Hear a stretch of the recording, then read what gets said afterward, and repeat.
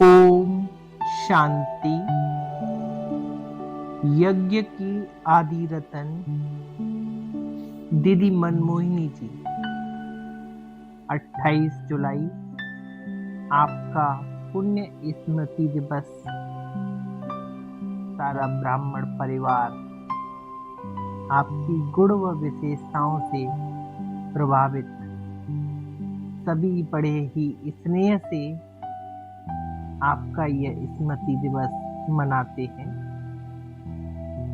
आज हम दीदी मनमोहिनी जी के बारे में जानेंगे। कौन थी दीदी मनमोहिनी? यज्ञ में दीदी और दादी की जोड़ी गाई जाती है। दादी जी के बारे में तो हर ब्राह्मण आत्मा ने सुना ही है।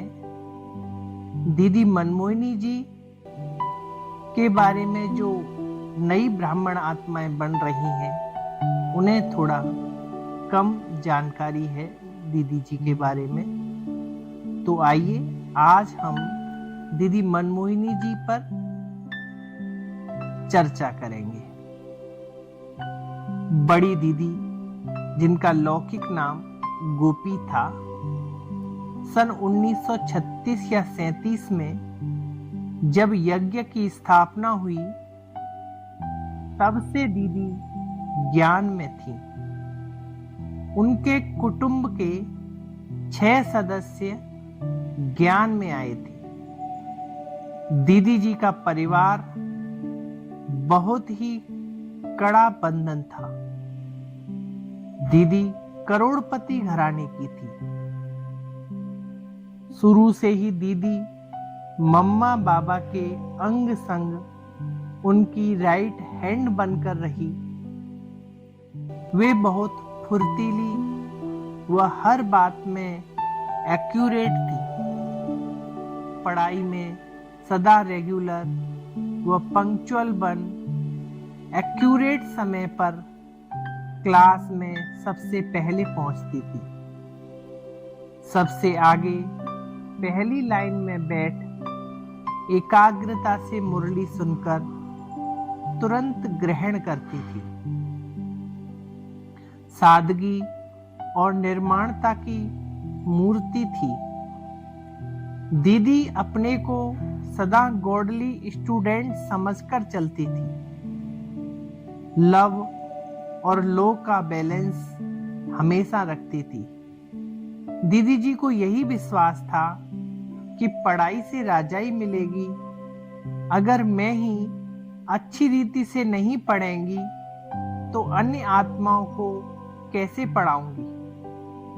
अन्य आत्माओं को पढ़ाई अर्थात मुरली का महत्व तो कैसे समझा सकूंगी?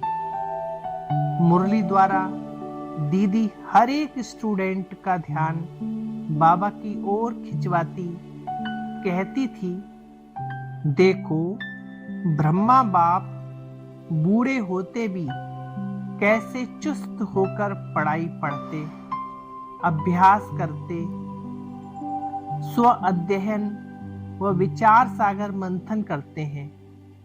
कोई दीदी को मिलने जाते तो दीदी तुरंत पूछती कि आज प्यारे बाबा ने मुरली में क्या कहा। पहले करो बोली, पीछे मिलेगी टोली। ऐसी रमणीकता द्वारा स्टूडेंट को आगे बढ़ाती थी। दीदी जी मनसा, वाचा, कर्मणा तीनों प्रकार की सेवाओं का संतुलन रखती थी। सदा अथक होकर कर्मणा सेवा भी करती थी। लव और लौ का बैलेंस बहुत सुंदर रखती थी। दीदी सभी के साथ मिलनसार बनकर रही। यज्ञ की हर प्रकार की सेवा निस्वार्थ भाव से करती थी। सत्यता प्रिय थी। असत्य क्या होता है इसका रिंचक मात्र भी अनुभव नहीं था। कभी भी प्रेस किए हुए कपड़े नहीं पहने।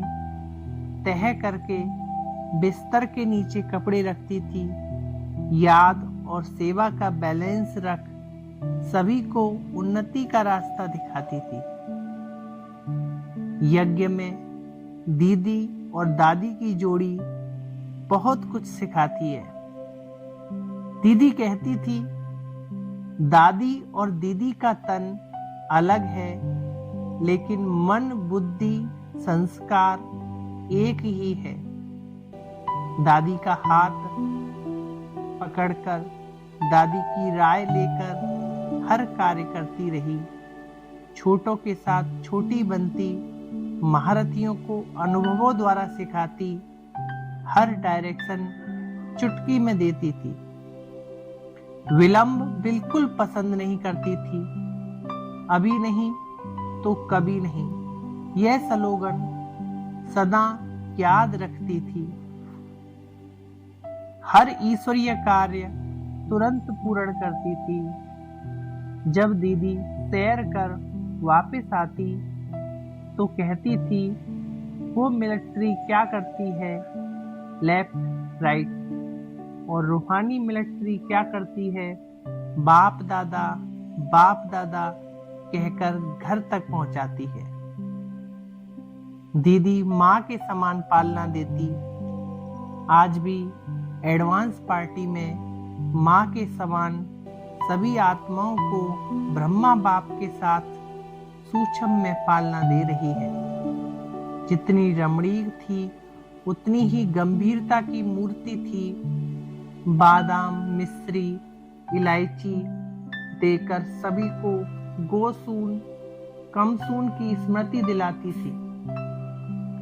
कभी कभी अपने हाथों से सभी को माखन मानी छोटी रोटी पर माखन खिलाती थी। अपना पार्ट हीरो एक्टर समझकर प्ले करती थी। समय की बहुत बहुत कदर करती थी।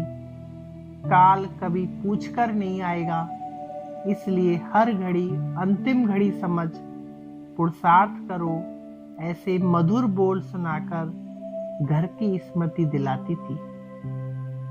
जब ब्रह्मा बाबा अव्यक्त हुए तब दीदी इलाहाबाद में थी। जब पांडव भवन से दादी ने फोन पर ब्रह्मा बाबा के अव्यक्त होने का समाचार सुनाया तो दीदी के मुख से एक ही शब्द निकला, अहो ड्रामा।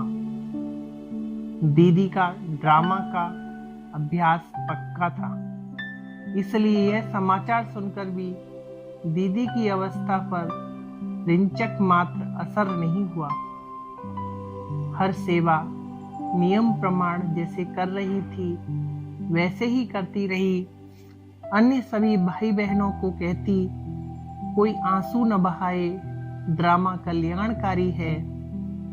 बाद में दीदी को तो शारीरिक तकलीफ हुई। जब से दीदी मुंबई में हॉस्पिटल में थी, चेहरे पर बीमारी के कोई लक्षण नहीं। डॉक्टर जब मिलने आते तो बड़ी प्रसन्नता से दीदी गुड मॉर्निंग कहकर उनसे मिलती थी और कहती थी, डॉक्टर जी कैसे हो, ऐसे पूछताछ करती थी जैसे कुछ हुआ ही नहीं।